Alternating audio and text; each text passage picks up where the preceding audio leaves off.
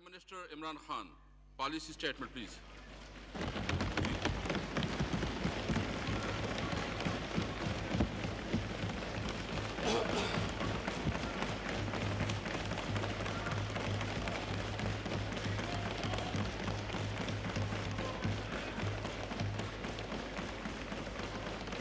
Ji, please.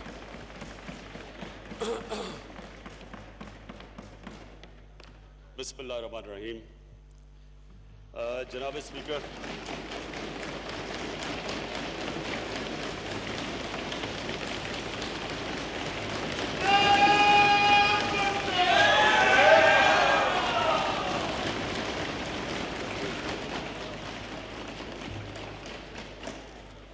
Ji, please. جناب speaker,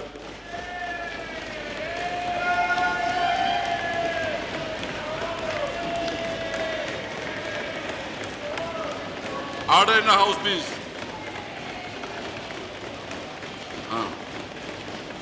order of the day print ہو رہا ہے، جیسے ہی وہ پہنچ جائے گا تو آپ کو پہنچائیں گے. آرڈر آف دی ڈے جو نا بھی پرنٹ ہو رہا ہے، کیونکہ ابھی ہم نے طے کر دیا ہے، تو آپ کو تقریباً 5 منٹ میں پہنچ جائیں گے.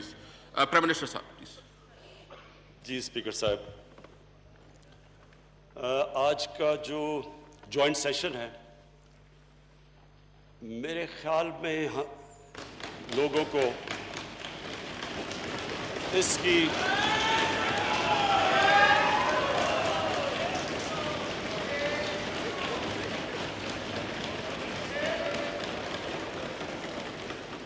اسپیکر صاحب، میرے خیال میں ہمیں اس سیشن کی پوری طرح اہمیت کی سمجھ نہیں ہے. اگر یہ ہوتی تو اسپیکر صاحب، نو پلیز. میں اپوزیشن سے کنٹینیو پلیز. اسپیکر صاحب، میں عرض کروں، یہ جو سیشن ہے، اس کو صرف پاکستانی قوم نہیں دیکھ رہی، اس کو کشمیری دیکھ رہے ہیں، اسے دنیا دیکھ رہی ہے.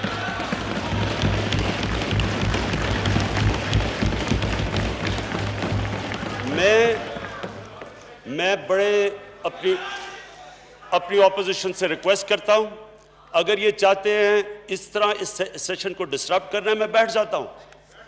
میں اسے بیٹھ جاتا ہوں کہ ادھر سے سگنل جانا چاہیے کہ ساری قوم اکٹھی ہے.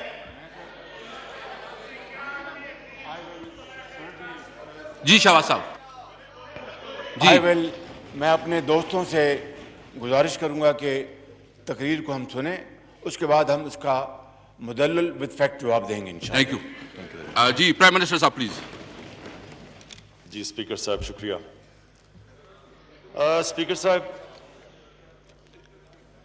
اس کی اہمیت کشمیریوں کے لیے نہیں صرف اس سیشن کی، اس کی اہمیت صرف پاکستان کے لیے نہیں.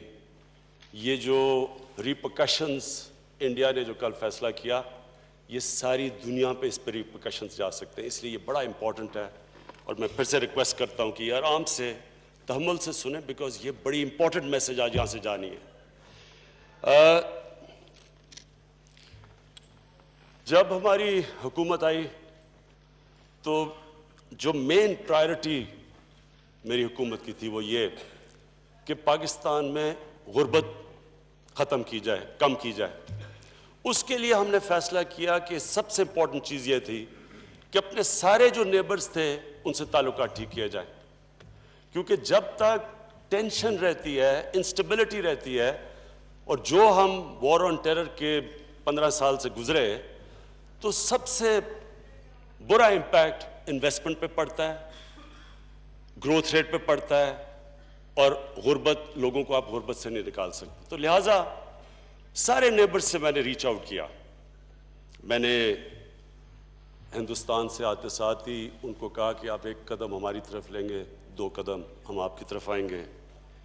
میں نے افغانستان کو اپروچ کیا کہ جو بھی ہماری مس انڈرسٹینڈنگز ہیں ماضی کی، ہم ایک نیا چیپٹر کھولنا چاہتے ہیں. ایران گیا، ان سے بات کی، وہاں مسئلے تھے. چائنا سے تو ہمارے تعلقات ہمیشہ اچھے رہے ہیں. پھر باقی ملکوں میں بھی گیا، اور آخر میں جو امریکہ کی ٹرپ تھی وہ بھی یہ کوشش کرنے گئے کہ جو بھی ہمارے ماضی میں ایشوز آئے وہ ہم ختم کریں. تاکہ پاکستان کو سٹیبلٹی ملے اور پاکستان پروگریس کرے, گروتھ ریٹ بڑھے, انویسٹمنٹ آئے, تاکہ ہم لوگوں کو غربت سے نکال سکیں. تو میں نے جب نریندر مودی سے جب شروع میں آ کے بات کی تو انہوں نے خدشات کی ظاہر کیے کہ جی ہمارے خدشات ہیں, آپ کے پاس ٹریننگ کیمپس ہیں, آپ کے پاس فلانی چیزیں ہیں. تو میں نے ان کو تب سمجھایا کہ ہمارے ملک میں ایک 2014 میں جب عامی پبلک سکول کا جب ایک بہت تکلیف دہ ثانیہ ہوا تھا تو ساری پولیٹیکل پارٹیز ایک پیج پہ آ گئیں اور ہم نے ایک نیشنل ایکشن پلان پہ سائن کیا, جس کے اندر ہم نے یہ فیصلہ کیا کہ کوئی ملیٹنٹ گروپ پاکستان سے آپریٹ نہیں کریں گے. میں نے ان کو سمجھایا اس چیز کا.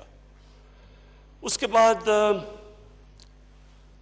ہم نے کوشش کی ان سے ڈائلاگ شروع کرنے کی, اور ہم نے ریئلائز کیا کہ وہ انٹرسٹڈ نہیں تھے. اس کے بعد پلوامہ ہو گیا.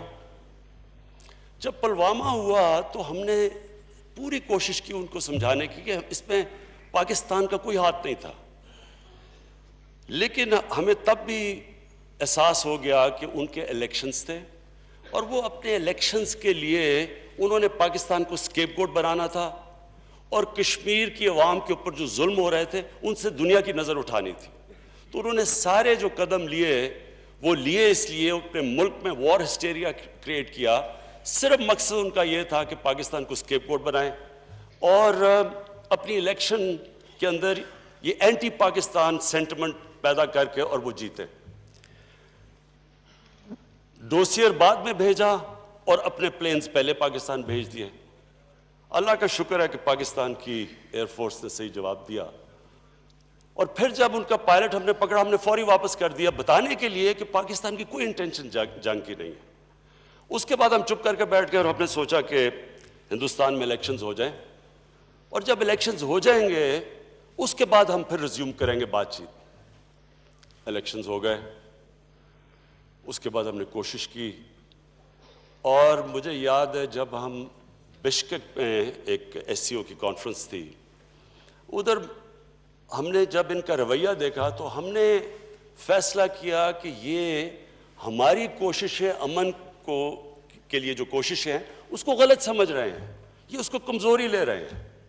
تو ہم نے تب فیصلہ کیا کہ اب ہم ان سے آگے بات چیت نہیں کریں گے. جب پریزیڈنٹ ٹرمپ سے میں ملا تو میں نے اسی کو سامنے رکھتے کہ بائی لیٹرل تو آگے ایشو بڑھ نہیں رہا, تو ان کو میں نے انوائٹ کیا کہ یہ ایک ہاٹ سپاٹ ہے دنیا میں, سارا 1 ارب لوگ جو برے صغیر میں ہیں وہ ہاسٹیج ہیں اس کشمیر ایشو سے. تو میں نے ریکویسٹ کی کہ آپ بیچ میں پڑ جائیں گڈ فیتھ میں. انڈین رسپانس آپ کے سامنے تھا. اب جو یہ ہوا ہے, جو انہوں نے کل کیا ہے, میں اس ہاؤس کے سامنے جو آج بات رکھنا چاہتا ہوں وہ یہ کہ یہ مجھے تب بھی جب ہم بشکک میں تھے تب ہی ہمیں اندازہ ہو گیا تھا کہ ان کا کوئی انٹرسٹ نہیں ہے ہمارے سے بات چیت کرنے کا. اور میں جو سسپیکٹ کرتا تھا وہ چیز کل سامنے آ گئی. یہ جو کل انہوں نے کیا ہے یہ کوئی ایک دم پلان کر کے نہیں کیا, یہ ان کے الیکشن کا مینیفیسٹو تھا. اور یہ اگر آپ دیکھیں تو یہ ان کی آئیڈیالوجی ہے. اسپیکر صاحب یہ نظریہ ان کا, یہ نظریہ بیس ہے آر ایس ایس کے نظریے کے اوپر.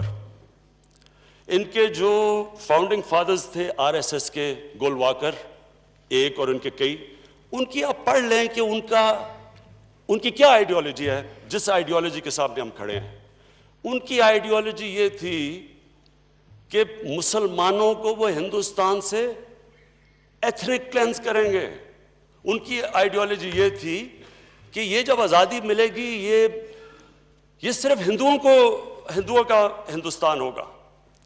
انہوں نے کبھی بھی یہ نہیں سوچا کہ یہ سب جتنے بھی لوگ وہاں ہندوستان میں بستے تھے, جتنی بھی اقلیتیں تھیں, یہ سب کا پاکستان ہوگا. ان کی آئیڈیالوجی یہ تھی. اور آج بھی آپ ان کے فاؤنڈنگ فادرز جو آر ایس ایس کی ان کی کتابیں پڑھ لیں, ان کی بڑی کلیئر آئیڈیالوجی تھی کہ یہ صرف ہندوؤں کے لیے انڈیا ہے, ہندو راج تھا. اور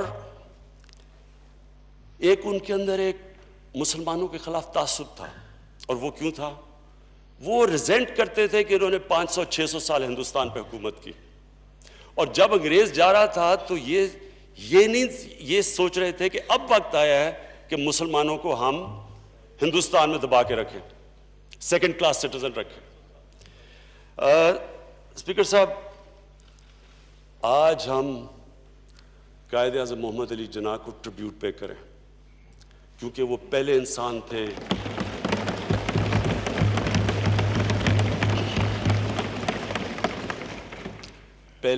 تھے جو اس آئیڈیالوجی کے تھرو دیکھ لیا انہوں نے۔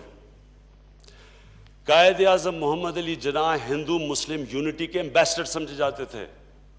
ان کی ساری زندگی ایسی تھی نہیں کہ وہ کسی کے دین یا کسی کے ریس کی وجہ سے تعصب رکھیں۔ قائد اعظم کی ایک پوری لائف ہمارے سامنے ہے۔ سمجھنے کی بات یہ ہے کہ کیسے قائد اعظم جیسا انسان جس کے لیے جو اس سب چیزوں سے اوپر تھے، وہ آزادی چاہتے تھے انگریز سے، کیا وجہ تھی کہ قائد اعظم جیسا انسان آخر میں اس نے فیصلہ کیا کہ پاکستان بننا چاہیے؟ اور جب آپ 1920s کے اندر قائد اعظم کی تقریریں پڑھے، جب وہ علیحدہ ہوئے کانگریس سے، تو مسلمانوں کو کہتے رہے کہ تمہیں نہیں پتا کہ یہ کیا ہونے جا رہا ہے، یہ بروٹ میجورٹی کے اندر مسلمانوں کو دبایا جائے گا، تم انگریز کی غلامی کے بعد یہ ہندو راج کی غلامی کرو گے۔ یہ قائد اعظم کی آپ تقریریں آج بھی آپ پڑھیں، ہمیں لوگوں کو بتانا چاہیے کہ وہ کتنا بڑا ذہن تھا جو سمجھ بیٹھا تھا کہ کس طرف جا رہی ہے گیم۔ قائد اعظم مایوس ہو کے انگلینڈ گئے، واپس آئے، اور اگر 1937 کا الیکشن میں جو قائد اعظم کہہ رہے تھے وہ پبلک کے اندر سامنے نہ آتا، مسلمانوں کے سامنے، تو یہ پاکستان نہ بنتا۔ 1937 کے الیکشن میں سارے مسلمانوں کو عملی طور پہ نظر آ گیا کہ جو قائد اعظم کہہ رہے تھے وہ سچ ہے، کسی مسلم لیڈر کو منسٹری میں نہیں شامل کیا گیا۔ تو وہ جو ان کو خوف تھا کہ یہ ہندو راج کی طرف جا رہا ہے، اس خوف جب مسلمانوں کو آیا تو تب وہ مسلم کی طرف آئے، اور تب پاکستان موومنٹ شروع ہوئی۔ آج وہ لوگ ہندوستان میں جو کہ ٹو نیشن تھیوری میں نہیں مانتے تھے، میں جب انڈیا میں کئی کانفرنسز پہ گیا ہوں تو کشمیری لیڈرشپ کے وہ لوگ، مجھے اچھی طرح یاد ہے، وہ کہتے تھے کہ بڑا غلط ہوا پاکستان بنا، مانتے ہی نہیں تھے۔ آج میں ان کے منہ سے سن رہا ہوں کہ قائد اعظم کی جناح کی ٹو نیشن تھیوری ٹھیک نکلی۔ آج وہ لوگ کہہ رہے ہیں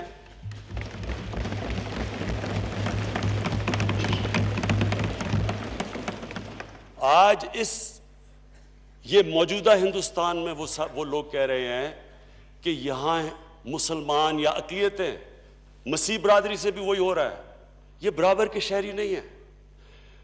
اور اسپیکر صاحب، اسی میں قائد اعظم کی اب بات کرنا چاہتا ہوں، صرف چھوٹی سی یہ کہ قائد اعظم نے جب 11 اگست کی تقریر کی، جو فیمس تقریر ہے کہ سب آزاد ہیں اپنی عبادت گاہوں میں جانے کے لیے، اور ہم غلطی سے کہتے ہیں کہ جی یہ قائد اعظم سیکولر تھے۔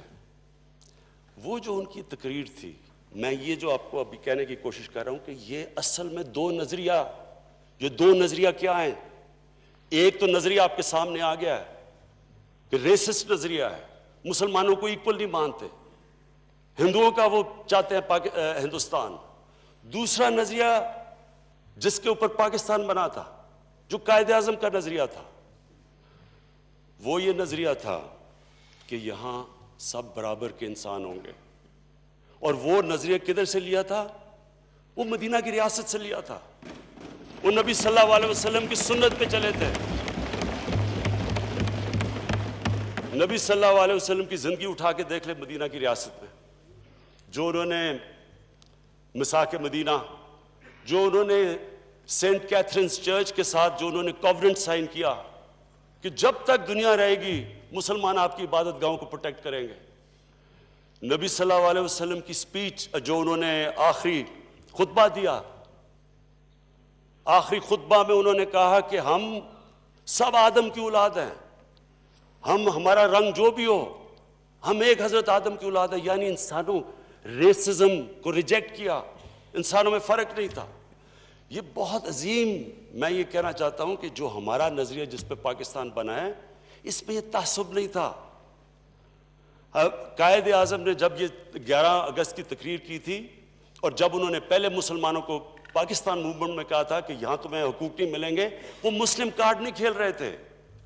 وہ سمجھ رہے تھے کہ وہ سمجھ گئے تھے کہ جس آئیڈیالوجی کے سامنے ان کا مقابلہ ہے, جو آج کی آئیڈیالوجی ہے, جس نے کل جو کشمیر میں کیا وہ اس آئیڈیالوجی کی وہ سمجھ گئے تھے. قائد اعظم جو ان کے دشمن بھی تھے وہ جانتے تھے کہ وہ کوئی ڈرامے نہیں کرتے تھے, کوئی جو کہتے تھے وہ مین کرتے تھے, وہ کوئی ریٹرک میں نہیں پڑھتے تھے. تو جو 11 اگست کی تقریر تھی اس پہ قائد اعظم نے جو کہا تھا وہ ریاست مدینہ کے اندر جس طرح مائنورٹیز کو رکھا گیا تھا. میں اسپیکر صاحب, ساروں کو, اپنی قوم کو بھی لوگ ریئلائز نہیں کرتے کہ اس کی سگنیفیکنس کیا ہے. حضرت علی رضی اللہ تعالیٰ ایک یہودی شہری سے کیس ہار جاتے ہیں. خلیفہ وقت ایک عام اقلیت کے شہری سے کیس ہار جاتے ہیں. حضرت علی رضی اللہ تعالیٰ پہلے تو خلیفہ تھے, دوسرا ان کا مقام سوچے کہ جو ہمارے دین میں ان کا کیا مقام ہے. یہ سوچیں کہ وہ ایک جج فیصلہ کرتا ہے ایک مائنورٹی کے لیے ان کے خلاف. سوچیں آج کل کی دنیا میں یہ تصور کوئی کر سکتا ہے؟ آج تو ہم ماڈرن ورلڈ میں بیٹھے ہوئے ہیں, یہ تب فیصلہ ہوا. کہنے کا میرا مطلب یہ ہے کہ ہمارے جو دین ہے, جو ہمارا مدینہ کی ریاست اگر ہم سٹڈی کریں, اس کے اندر یہ جو آج ہندوستان میں پریکٹس ہو رہا ہے, ہم اس کے اپوزٹ ہیں. ہم جب ہمارے ملک میں ہم مائنورٹیز سے ناانصافی کرتے ہیں تو ہم اپنی آئیڈیالوجی کے خلاف جاتے ہیں, ہم اپنے دین کے خلاف جاتے ہیں. لیکن اسپیکر صاحب, جب یہ موجودہ بی جے پی کی حکومت جب پکڑ کے گوشت کھانے والوں کو لٹکا دیتی ہے اور لوگ موب پکڑ کے ان کو مار دیتے ہیں, اور جو انہوں نے ابھی کشمیر میں کیا اور جو پہلے 5 سال تشدد کیا, جو مسیح برادری سے انہوں نے کیا, یہ ان کی آئیڈیالوجی ہے, یہ ان کی آئیڈیالوجی ہے. ان کے فاؤنڈنگ فادرز تھے, وہ کہہ بیٹھے تھے کہ ہم مختلف ہیں ان سے, ہم سپیریئر ہیں. ریسسٹ آئیڈیالوجی ہے. ہمارا جو آج مقابلہ ہے وہ ایک ریسسٹ آئیڈیالوجی سے ہے. اس لیے جب تک یہ بیک گراؤنڈ ہمیں پتہ نہیں چلے گی, ہم پھر آگے پلان نہیں کر سکتے کہ آج جو کشمیر میں انہوں نے کل کیا. کشمیر میں انہوں نے اپنی آئیڈیالوجی کے مطابق کیا. انہوں نے اپنے ملک کے کانسٹیٹیوشن کے اگینسٹ گئے. اس گورنمنٹ اپنی سپریم کورٹ کے ورڈکٹ کے اگینسٹ گئی, جموں اور کشمیر کے ہائی کورٹ کے ورڈکٹ کے اگینسٹ گئی. وہ 17 یونائٹڈ نیشن سیکورٹی کاؤنسل کی ریزولوشنز کے اگینسٹ گئے. وہ یونائٹڈ نیشنز کی جنرل اسمبلی کی ریزولوشن کے اگینسٹ گئے. وہ سملہ اگریمنٹ کے اگینسٹ گئے. انہوں نے جو فیصلہ کیا ہوا ہے کہ جو آج ریزولوشن میں کہا ڈیموگرافی بدلنا چاہتے ہیں, یہ کہہ بیٹھے ہیں, وہ یہ چیز کہہ بیٹھے ہیں کہ یہ جب کشمیر کا اسپیشل سٹیٹس چینج ہوگا تو وہ ڈیموگرافی بھی بدلنا چاہتے ہیں. ڈیموگرافی چینج کرنا 4th جنیوا کنونشن کے آرٹیکل 49 کے خلاف ہے, وار کرائم سمجھی جاتی ہے یہ. تو سارے انٹرنیشنل لاز اور اپنے ملک کے لاز انہوں نے وائلیٹ کیے اپنی آئیڈیالوجی کے لیے. اسپیکر صاحب, یہ ایک آئیڈیالوجی کے خلاف ہم کر رہے ہیں. اس لیے جو میں ابھی اینڈ میں آپ کو بتاؤں گا, پہلے سمجھنا چاہیے کہ یہ ایشو ہے کیا. یہ کہ نہیں کہ ایک دم انہوں نے فیصلہ کر کے چلے گئے, یہ مکمل طور پہ اپنی آئیڈیالوجی کے اوپر چل رہے ہیں. اب انہوں نے قانون پاس کر دیا, کشمیر کو انیکس کر دیا.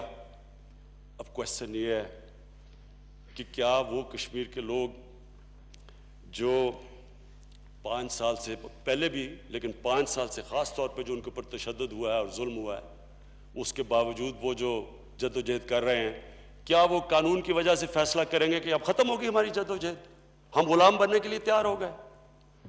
یہ تو اور اسپیکر صاحب شدت پکڑے گی, یہ تو اب اور لیول پہ چلی جائے گی.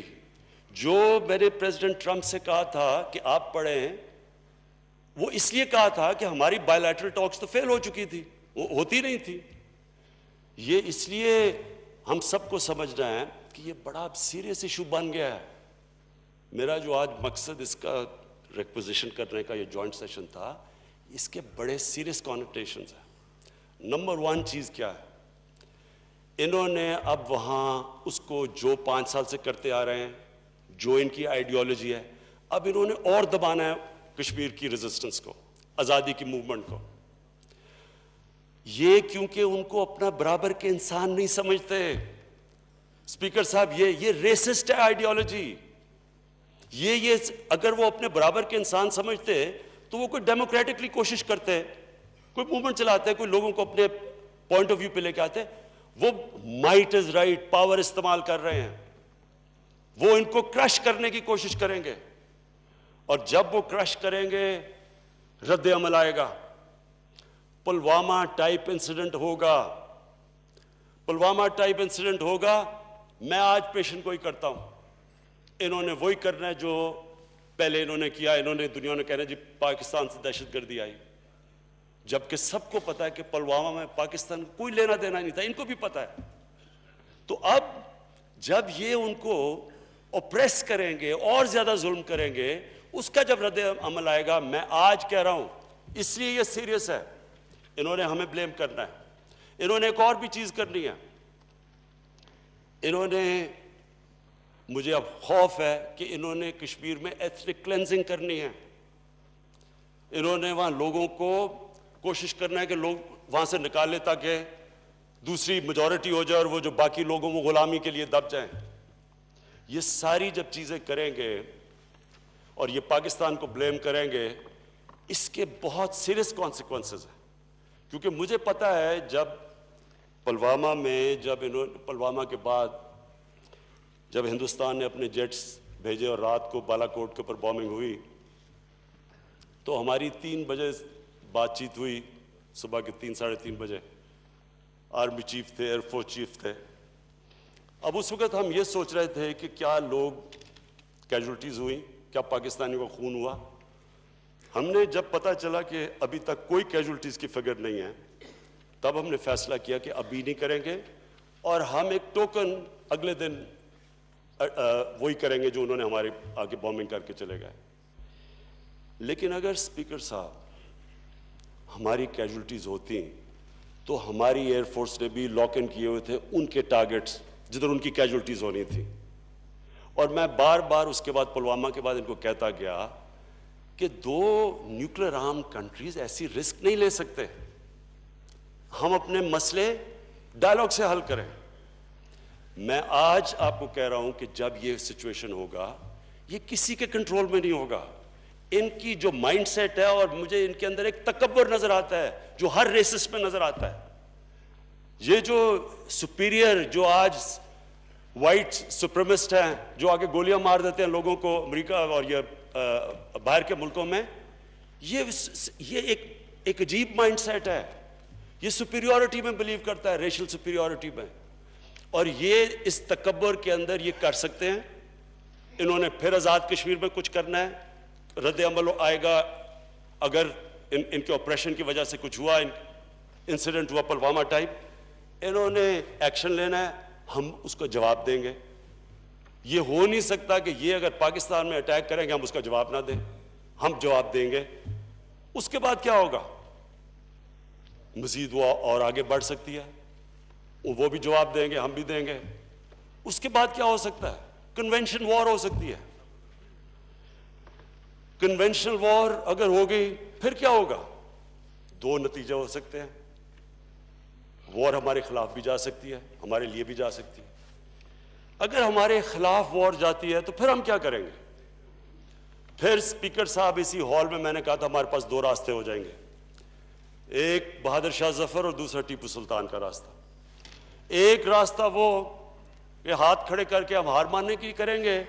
دوسرا راستہ ٹیپو سلطان کا کہ آخری خون کے قطرے تک ہم مقابلہ کریں گے.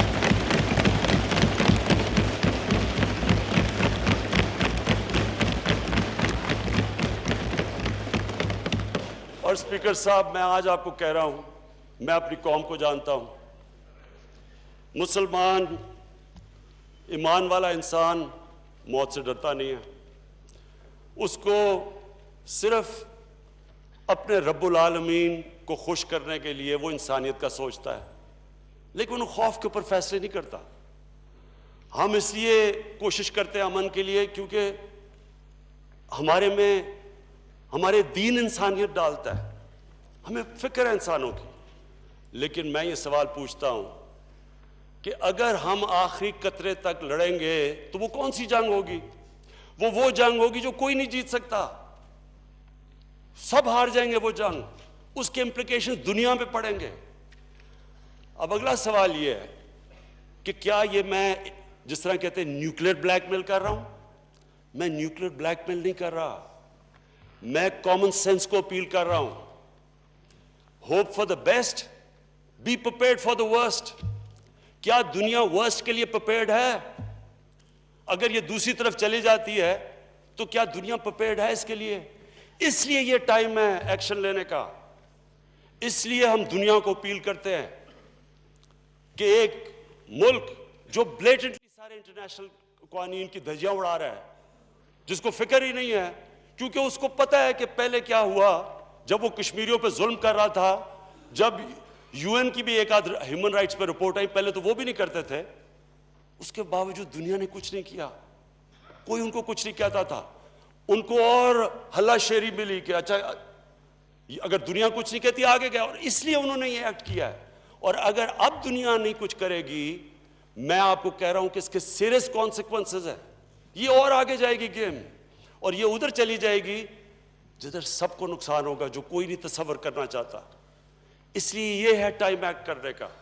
میں اس ہسٹری تاریخ کا جو یہ پیریڈ ہے، میں اس کو وہ پیریڈ سمجھتا ہوں جو ایک بہت بڑی ریسسٹ رجیم تھی، جو ہٹلر کا جرمنی تھا، جو نازی پارٹی تھی. جو یہ پارٹی ان کی حرکتیں کر رہی ہے وہ نازی پارٹی کرتی تھی.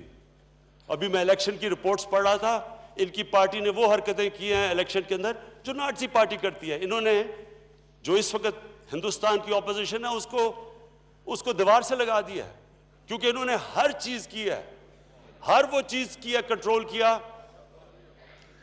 وہ انہوں نے چیزیں کی ہیں جو کہ ہندوستان کی ڈیموکریسی کے علاوہ جو سارا ہندوستان کا کیریکٹر تھا، جو ان کے بڑے بڑے فاؤنڈنگ فادرز مہاتما گاندھی، جواہر نہرو، اس ساری سیکولرزم کو وہ ہٹ کر رہے ہیں.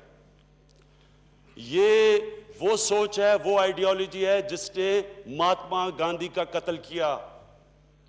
یہ وہ والی آئیڈیالوجی ہے اسپیکر صاحب جس کو اگر ابھی نہ روکا گیا تو وہ جو فیمس نیول چیمبرلین کو کہتے تھے اپیزمنٹ، کہ جب سٹینڈ لینا چاہیے تھا ہٹلر کے اگینسٹ وہ نہیں رہے، اس کو اپیز کرتے رہے. اگر دنیا آج ایکٹ نہیں کرے گی، اگر دنیا جو سو کال ڈیولپ ورلڈ ہے، جو ایڈوانسڈ ورلڈ ہے، وہ اپنے بنائے ہوئے قوانین کو اپ ہولڈ نہیں کرے گی تو یہ آگے کدھر جائے گی بات؟ پھر ہم ذمہ دار نہیں ہیں. ہم اس لیے آج کھڑے ہیں یہاں سار اور یہ سارا سیشن بلایا ہے کہ یہ ایک اس سطح پہ جا رہی ہے اب جو ساری دنیا کو نقصان پہنچا سکتی ہے. تو میں اپنی گورنمنٹ سے یہ واضح کرتا ہوں کہ ہم ہر فورم کے اوپر اس کو لڑیں گے. یونائٹڈ نیشن سیکورٹی کاؤنسل کے اوپر ہم سوچ رہے ہیں کہ ہم انٹرنیشنل کرمنل کورٹ میں کیسے یونائٹڈ نیشن سیکورٹی کاؤنسل کے ذریعے جا سکے، یہ اسٹڈی کر رہے ہیں. جنرل اسمبلی میں یہ ریز کریں گے، ہیڈز آف اسٹیٹ سے یہ بات کریں گے. ہر فورم کے اوپر میڈیا پہ اس چیز کو اٹھائیں گے، دنیا کو بتائیں گے کہ یہ جو آج ماڈرن ویسٹرن ورلڈ جن ویلیوز کے اوپر کھڑی ہے، جو وہ کنڈیم کرتی ہے ماضی میں، جس کو نازی پارٹی کا کہتے ہیں کہ جو انہوں نے ظلم کیا اور تب کبھی نہیں ہونا چاہیے، ہم پھر اس طرف جا رہے ہیں. صرف اس لیے کہ زیادہ تر مسلمان، بلکہ زیادہ مسلمانوں کو نقصان ہو رہا ہے ہندوستان میں، اس لیے بدقسمتی سے دنیا رسپونڈ نہیں کر رہی. لیکن آخر میں یہ ساری دنیا کو اس ظلم کا نقصان ہوگا. کشمیر کی جو موومنٹ ہے وہ کراش ایک पार्लियामेंट्री लेजिस्लेशन से नहीं हो सकती। कश्मीरियों के साथ सारा पाकिस्तान नहीं, मुसलमान दुनिया की आवाज है आज।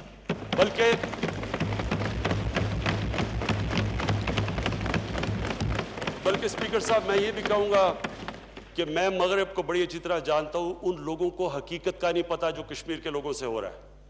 मैं जिम्मेदारी लूँगा, मेरी पार्टी लेगी, हम दुनिया के मगरब में जाके लोगों को बताएंगे कि जिस तरह का जुल्म कश्मीरियों पे वहाँ हो रहा है और हिंदुस्तान के अंदर ओवरऑल जो माइनॉरिटी और मुसलमानों से हो रहा है, ये सारे वो वैल्यूज़ हैं जो वेस्टर्न वर्ल्ड कहती है कि हम अपहोल्ड करते हैं, उनकी खिलाफ वर्जी हो रही है। इसलिए ज़्यादातर उनको पता नहीं है, इनको इश्यूज़ का नहीं पता कि इस वक्त कश्मीर में क्या हो रहा है। हमारा काम है दुनिया में इसको उठाएं और लोगों को बताएं कि ये आप एक तरफ कहते हैं कि जनाब न्यूक्लियर की ब्लैकमेल ना करो, लेकिन ये तो आप अगर इसको लॉजिकली फॉलो करेंगे ये तो तबाही की तरफ जा रहे हैं। या तो ये एक्सपेक्ट करें कि हम आराम से पाकिस्तान कबूल कर लें जी कि ये बीजेपी हुकूमत की सुपीरियर रेशियोलिटी और हम मान लेते हैं इनको सुपीरियर, वो तो हम मानेंगे नहीं। तो जब वो नहीं मानेंगे तो दूसरा कोर्स तो कोलिशन का है, और वो फिर से मैं रिपीट करता हूँ, वो सिर्फ यहाँ सब कॉन्टिनेंट तक नहीं उसका इफेक्ट जाएगा, वो सारी दुनिया का उसके ऊपर इफेक्ट जाएगा। शुक्रिया। जनाब शहबाज शरीफ साहब प्लीज।